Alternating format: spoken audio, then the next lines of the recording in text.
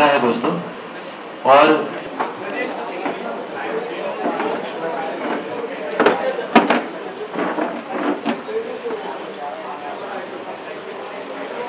चलिए समय का लाभ लेते हैं और हम ये गुजारिश करते हैं कि जो यहाँ पे बाहर से आए हमारे सुनने वाले हैं और शिरकत किया है जिन्होंने आज के इस प्रोग्राम में, तो समय की एक जो महत्ता है उसको मद्देनजर रखेंगे।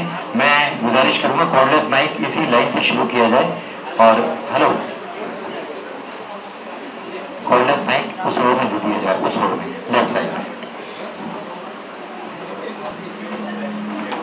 दादा का बहुत बहुत स्वागत है, जोरदार तालियों के साथ मुझ पर आ चुके हैं आदरणीय रविंद्र जैन साहब। और आपसे गुजारिश मैं शुरू से ही कर रहा हूं कि अपने मोबाइल को इस तरह से मोड पर लाके वो आवाज नहीं करे आज के इस 1 घंटे के लिए। प्लीज आपको एहसास हो कि किसी का फोन आ रहा है, रहूंगा बात रफी साहब की है, उनके चलते अभियानों की है। मिलन जी ने भी अपनी स्वीकृति दी और अपना वादा निभाया, इनके लिए हम जोरदार तालियों से इनका स्वागत करना चाहेंगे।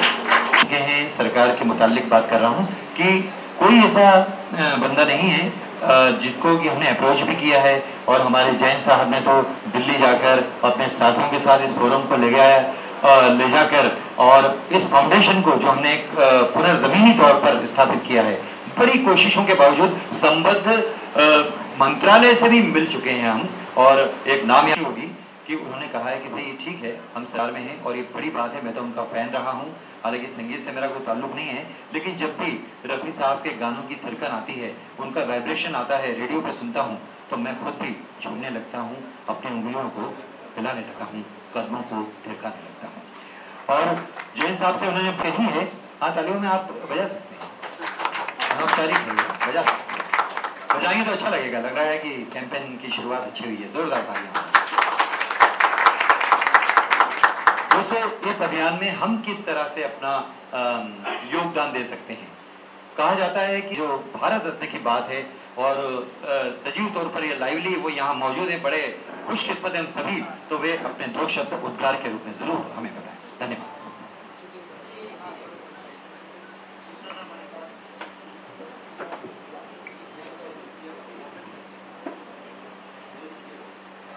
यहाँ विराजमान रफी साहब के सभी राष्ट्रों को मैं सलाम करता हूँ, और मेरी जिंदगी में तो उनका बहुत बड़ा एहसान है, क्योंकि मेरा सबसे पहला कैरियर का गाना रफी साहब ने अपनी आवाज़ से नवाजा था।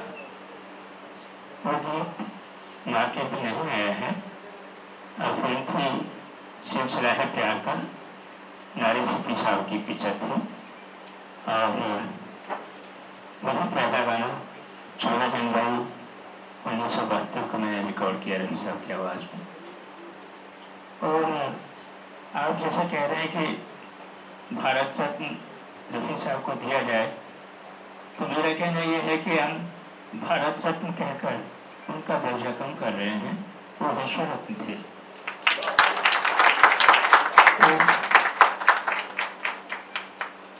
रफी साहब ने नाम अपना मोहम्मद से सजाया है, रफी साहब ने नाम अपना मोहम्मद से सजाया है, मोहम्मद की दुआ से मर्तबा आलम ने पाया है, मोहम्मद की दुआ से मर्तबा आलम ने पाया है। गए जिस रोज से वो अलविदा कहकर ज़माने को, न ऐसा खुशगुरू आया न ऐसा शख्स आया है। मैं यही कहूँगा कि ऐसे इंसान, खुदा वाले लोग, हर वक्त कभी कोई आपने अगर तारीफ कर दी तो उनका इशारा ऊपर की तरफ होता था, उंगली, ये उसका करम है, उसकी नवाजिश है। और रफी साहब को जाने के बाद एक नोहा मैंने कहा था उनकी शान में, वो ज़रूर आपको सुनाना चाहूँगा। पेशानी पे शम्स आँख में तारों की ज़िया थी, वो कैसे बुझा जिसको ज़माने की दुआ थी, वो कैसे बुझा जिसको ज़माने की दुआ थी। हाजी था नमाजी था बड़ा नेक था बंदा, क्या इसके अलावा भी कोई उसकी ख़ता थी, क्या इसके अलावा भी कोई उसकी ख़ता थी। नगमे तो तेरे फिर भी सुने जाएंगे, लेकिन कुछ तेरी जरूरत में इसके भी सिवा थी। नाखुश है खुदा अपने फरिश्तों से नहीं तो, नाखुश है खुदा अपने फरिश्तों से नहीं तो धरती के फरिश्ते की जरूरत उसे क्या थी। धरती के फरिश्ते की जरूरत उसे क्या थी। दोस्तों, मेरी ये गज़ल जो कांच और हीरा में रिकॉर्ड की मैंने, आज तक लोग सुनते हैं और आपको भी ध्यान होगा। नज़र आती नहीं मंजिल, तड़पने से भी क्या हासिल, तकदीर में है मेरे दिल, अंधेरे ही अंधेरे हैं, नजर आती नहीं मंजिल। नैनों से यूं छिन गई ज्योति, सीप से जैसे मोती, एक जान और 100 दुश्मन है, काश ये जान न होती, तकदीर में है मेरे दिल, अंधेरे ही अंधेरे, नजर आती नहीं मंजिल।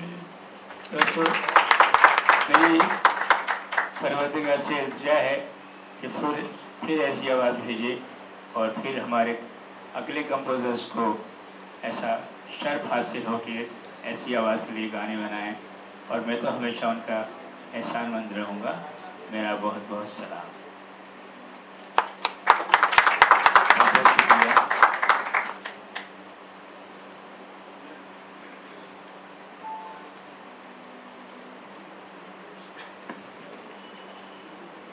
दादा बहुत बहुत शुक्रिया। उनके लिए बहुत बहुत हम तालियां बजाएंगे, जोरदार स्वागत करेंगे। और आपसे गुजारिश है कि हमारा जो कैंपेन चल रहा है इसके बारे में अपनी राय आप संक्षेप में जाहिर करते हुए, और हमने ये भी एक पाई है सूचना आपके बारे में कि जो वो सुरों का शहंशाह एक रचना आपने तैयार की है। जी, तो वो भी बहुत बहुत शुक्रिया आपके लिए अग्रिम रूप से। तो मिलन जी को मैं आमंत्रित करता हूँ वहीं पर।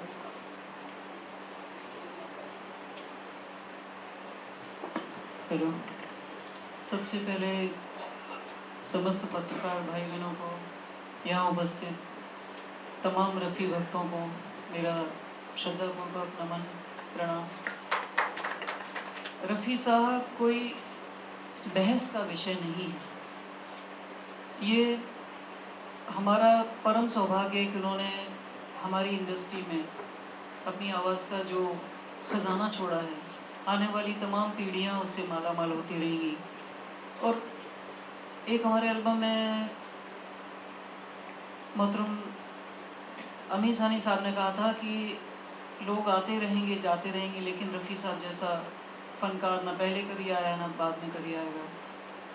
हम किसी भी आवाज़ में उन्हें ढूंढने की कोशिश करें, किसी की भी आवाज़ में, लेकिन वो आवाज़ शायद हज़ारों बल्कि हम तो कहेंगे लाखों सालों में कभी एक बार आती होगी और फिर कभी आएगी। ऐसी उम्मीद नहीं है कि रफ़ी साहब खुद आ जाएं तो वो आवाज़ ज़रूर आएगी। लेकिन हम ये जानना चाहते हैं आप सबकी आवाज़ बनकर कि रफ़ी साहब के साथ इंसाफ क्यों नहीं किया। कोई भी गवर्नमेंट रही, वर्तमान गवर्नमेंट से लेके पुरानी गवर्नमेंट तक, हम लोग बीनू भाई हम सब लोग काफ़ी समय से लगे हुए हैं। बात ये नहीं कि रफ़ी साहब को जैसा परम आदरणीय दादा ने हम लोगों को बताया कि वो भारत रत्न नहीं थे, विश्व रत्न थे। तो ऐसे व्यक्ति के लिए हम मांगे क्यों? ये तो पहले उनको मिल जाना चाहिए था। किसको मिला, कैसे मिला, हम उस विषय पे नहीं जाते हैं। हम ये मानते हैं, और रफ़ी साहब के सारे फैंस ही मानते हैं कि रफ़ी साहब इस अवार्ड के सबसे ज़्यादा हकदार हैं। लेकिन शायद वो इतने देवता समान व्यक्ति थे, दादा ने उनके साथ बहुत काम किया है, उनको तो उनके बहुत अनुभव हैं। हम बदनसीब लोग खाली उनको एक बार हमारे शहर में आए थे, हम उस वक्त बच्चे थे, तब जानते भी थे रफ़ी साहब का कद इतना बड़ा है। लेकिन फिर भी वो एक क्षण सौभाग्य का था कि उनको सुन लिया हमने।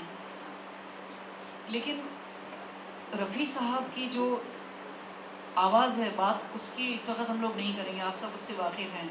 लेकिन जिस व्यक्ति ने इंडस्ट्री के, हम माजरत के साथ ही कहेंगे, माफ़ी चाहते हैं ये कह के कि रफ़ी साहब ने बहुत सारे कलाकारों को ज़िंदगी दी। किस तरह से?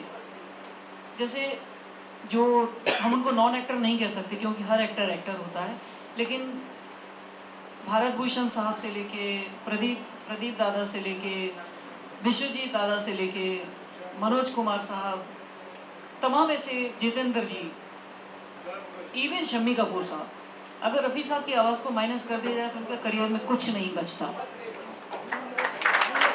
तो जिस व्यक्ति ने आवाज़ अपनी देकर लोगों को ज़िंदगी बख्शी, उस व्यक्ति के सम्मान में इतनी कमी क्यों? हम बात इस वक्त भारत रत्न की तो कर ही रहे हैं, लेकिन एक प्रश्न और भी है। रफ़ी साहब को 1967 में पद्मश्री दिया गया था। पद्मश्री से नवाजकर भारत सरकार ने अपनी ड्यूटी पूरी कर ली, जबकि रफ़ी साहब हयात थे 1980 तक। ना उनको उनको पद्म भूषण दिया गया, ना उनको पद्म विभूषण दिया गया। और आज हम आकर दादा साहब फाल्के, जो ये कहा गया कि मरणोपरांत नहीं दिया जा सकता, तो यहाँ एक और प्रश्न आता है कि हमारी इंडस्ट्री के दिग्गज कलाकार श्री पृथ्वीराज जी के साथ ये बात क्यों लागू नहीं हुई? उनको मरणोपरांत ये दिया गया था, तो रफ़ी साहब को क्यों नहीं?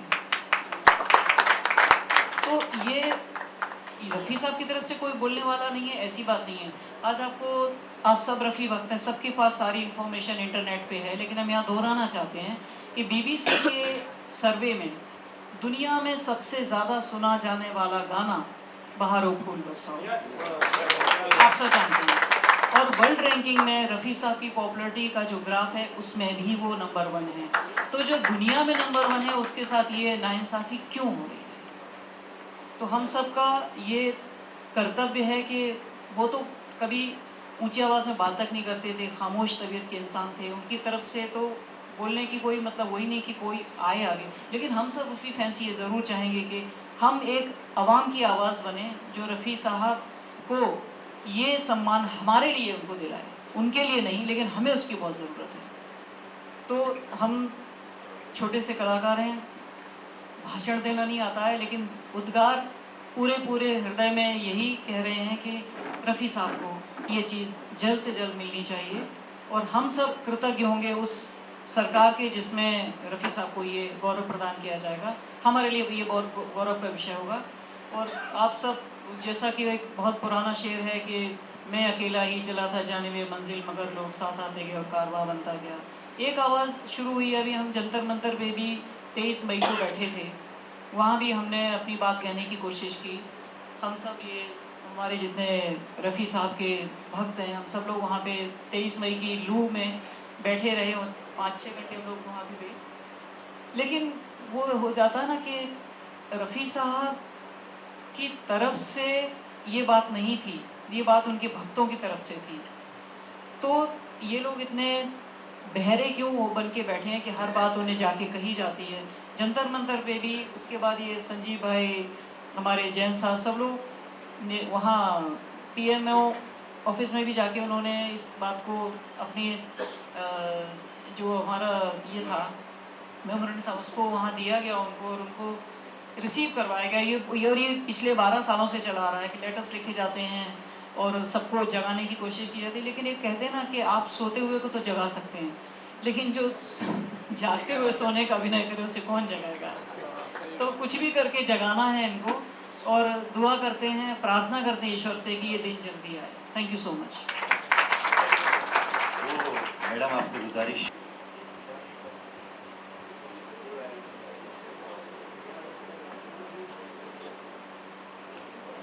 ये रफ़ी साहब के लिए एक गाना श्रद्धा सुमन के तौर पे रिकॉर्ड किया था हमने। आप इसे देख भी सकते हैं हमारी वेबसाइट पे। ये श्रद्धा सुमन है और हम समझते हैं कि हमारी ज़िंदगी का ये सबसे बेहतरीन गाना है। गाया तो हमने बहुत है, लेकिन ये इस गाने को हम अपनी जमा पूंजी समझते हैं। तो थोड़ा सा दादा की आज्ञा के साथ हम उसे आप तक पहुँचाते हैं। वो बादशाह सुरों का भुलाया ना जाएगा, दिल से रफ़ी की याद का साया ना जाएगा। वो बादशाह सुरों का भुलाया ना जाएगा, दिल से रफ़ी की याद का साया ना जाएगा। दुनिया ये जब भी गीतों की महफिल सजाएगी, हर शख्स को रफ़ी की बहुत याद आएगी। वो गीत हो, भजन हो, गज़ल हो या गाएगी, अपने गले से उसने अता की है दिलकशी। फनकार ऐसा फिर से बनाया ना जाएगा, दिल से रफ़ी की याद का साया ना जाएगा। बहुत बहुत शुक्रिया मिलन जी, और आपने पूरी तरह से उद्गार के साथ समा भी बांध दिया। धन्यवाद दोस्तों। अभियान जो है हमारे नारा भाई का जी, ये मध्य प्रदेश से हैं, तो आप बताइए। एक लेटर दिया था और मुहिम चलाई थी, सभी एमएलए लिख के थे, और उसके बाद 50 एमएलए का लेटर आए थे। और दूसरा, आज हम दोनों याग्निक भाई पठान और मैं पिंटू जोगी अमरेली गुजरात से आए, एक दूसरा लेटर लेकर यही मुहिम चलानी होगी। ये जो है बात की बात तो होती रहती है, पेपर वर्क कॉरेस्पॉन्डेंस पूरी बहुत अच्छे से करना होगा। धन्यवाद। और अब सुनो,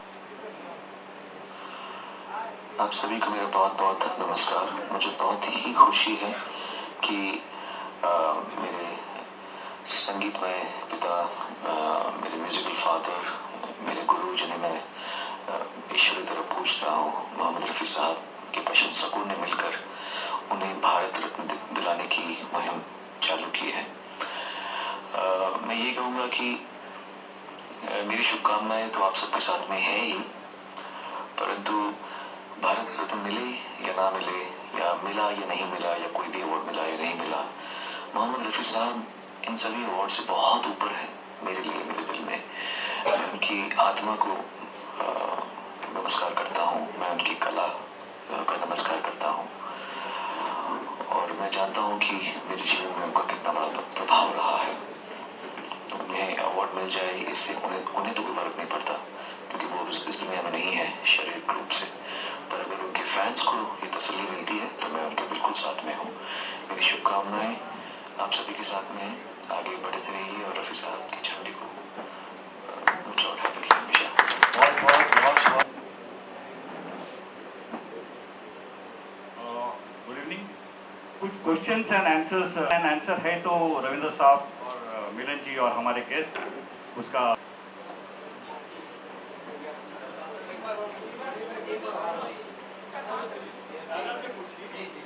दादाजी जिम्मेदार फिल्म इंडस्ट्रीज है जो कि पहले मिल जाना चाहिए था। मेरा ऐसा मानना है कि रफ़ी साहब को किसी सनद की, किसी सर्टिफिकेट की, किसी अवार्ड की ज़रूरत नहीं थी, और अगर ज़रूरत होती तो आप लोग इतने लोग यहाँ बैठे हैं, सबके दिल में रफ़ी साहब हैं, तो किसी को कौन से भारत रत्न से कम है। मैं तो यही कहूँगा कि ये अगर गवर्नमेंट देती है तो ये भारत रत्न का सम्मान है, रफ़ी साहब का नहीं। भारत रत्न इससे ऑनर पाएगा, भारत रत्न की इज्जत होगी। और मैं भी व्यक्तिगत तौर पर मोदी साहब से ये सितंबर अक्टूबर में मेरी मीटिंग होगी, मेरी रामायण और पुराण रिलीज करने वाले हैं, तो मैं ज़रूर व्यक्तिगत उनसे रिक्वेस्ट करूँगा कि काम जल्दी से जल्दी हो जाए। और मैं साधुवाद देता हूँ धीरे को, जिसके माध्यम से आपसे यहाँ मिल रहा हूँ। और रफ़ी साहब के लिए तो किसी वक्त भी कोई टाइम पूछने की जरूरत नहीं है मुझसे। किसी का कोई काम हो मेरे पास आए, मैं हाजिर हूँ। और हर सवाल का एक ही जवाब है कि रफी साहब लाजवाब थे।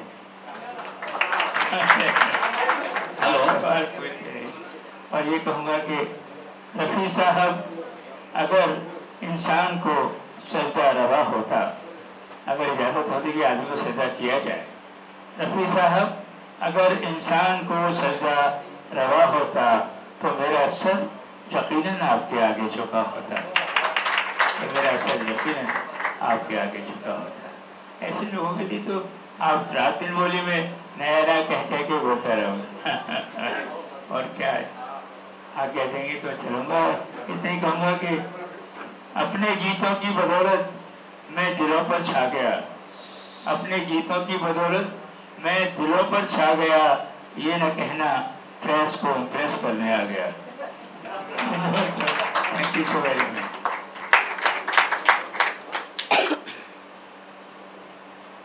आज 84 वर्षाचे एवढे चांगले गृहस्थ असताना आज त्या ठिकाणी अशी परिस्थिती आली की इतर लोकांना काही नसताना भारतरत्न पुरस्कार देतात।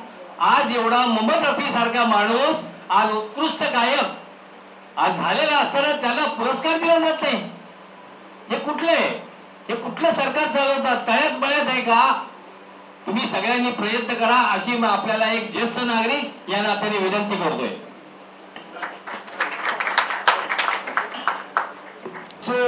ज्यादा ये महत्वपूर्ण नहीं है कि रफी साहब जैसा दूसरा क्यों नहीं पैदा हो पाया, या वो मंजिल की तरफ भले 2 कदम पीछे हो, उस तरफ क्या ये पॉलिटिक्स का नतीजा है या क्या है ये कि बड़े बड़े कलाकार जो है छोटे कलाकारों को दबाते, तो उसका नतीजा जो रफी साहब है इट्स ओके, लेकिन हम दूसरे रफी के जैसे भी बनने की वो कर सकते, वो प्रेरणा क्यों नहीं आज पैदा हुई?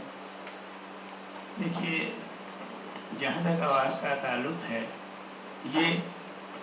ये ऊपर से ही मिलती है। यहाँ आकर हम अभ्यास करके उसको थोड़ा बहुत मांझ लेते हैं, चमका लेते हैं, लेकिन आवाज़ का जो जादू है वो ऊपर वाले दे के भेजता है। और बहुत सारे लोग रफी साहब की आवाज़ में यहाँ गाते हैं, ठीक है, उनकी कोशिश है, लेकिन वो गिफ्ट जो है ना वो ऊपर से ही मिलता है। जी आपके दिल में बसते हैं, बराबर आपने पहले बताया। मैं आपसे कहना चाहता हूँ कि अगर मैंने जैन साहब को बताया, उमेश भाई को भी बताया है कि इंडिया के 100 MP खाली लिख कर देना मोदी साहब को, तो भी ये काम हो सकता है। मैं और फिर यह भी कहता हूँ कि रफी के नाम से हजारों लोगों ने करोड़ों कमाए, लाखों कमाए, उसके नाम से क्लब भी चलाई। उन लोगों का क्या योगदान है इसमें? क्या योगदान है? मैं समझता हूँ वो सब गाना करते, अच्छा करते, रफी साहब को पेश कर दे। अनिल वाजपेयी जी है, सोनू निगम जी है, शबीर भाई है, सब बड़े बड़े नाम है। उन लोगों का क्या योगदान है हमारी मुहिम में, ये मैं जानना चाहता हूँ। प्लीज टेल मी, इतने बड़े बड़े गायक सब है, उन लोगों का क्या योगदान है? हम लोग कहाँ से आते हैं मालूम है? गुजरात से आते हैं। हम लोग दिल्ली में गए थे, यहाँ पे हम लोग आए, किसके लिए? सिर्फ रफी साहब के लिए।